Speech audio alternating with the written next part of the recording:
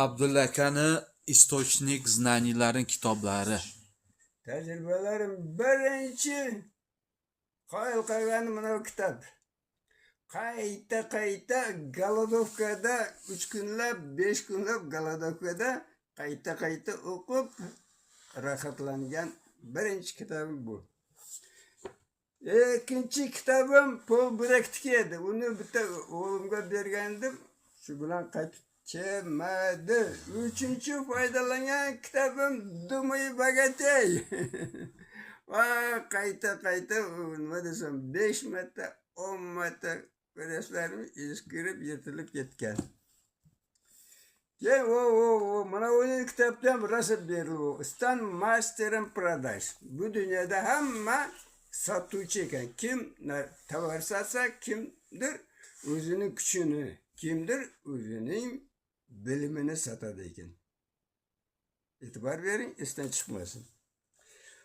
Keyin yana menga foyda aslida mana bu kitoblarga. Yoga kitoblarini ko'p o'qidim, lekin hammasida aniq yozilgan yo'q. Bu kitobda ovqat yeyish tartibi bo'yicha shirin ovqat bilan mayli ovqatni aralashtirmaslik, nonni ichish kerak, suvni yeyish kerak to'g'risidan yozilgan. Keyin sizning xarakteringiz, sizning organizmingiz, sizning nervni sistemangiz hammasi ovqatga bog'liq deb aytyapti. Ayniqsa o'zingizning tishingizga qarab e'tibor beryapsizmi? Tishingizga qarab ovqatni tanlashingiz kerak ekan. Qiziqarli, buni hech yerda hech kim Albatta. Va mana uni lekin 66 yoshga kirganda o'qidim lekin. Voy. Bunda nima desam bu, insonning 3 xil ovqati bor ekan. Meva, sabzavot va donli ekinlar. Eng qiziqarli bu uchalasini bir-biri bilan aralashtirmasligingiz kerak. Aralashtirdingizmi? Tamom.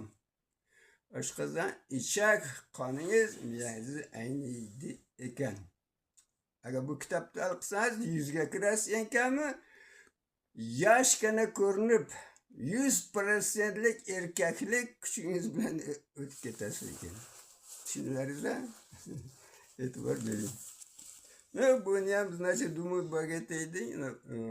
Boyaga aytgan kitob yana bitta o'qiganim.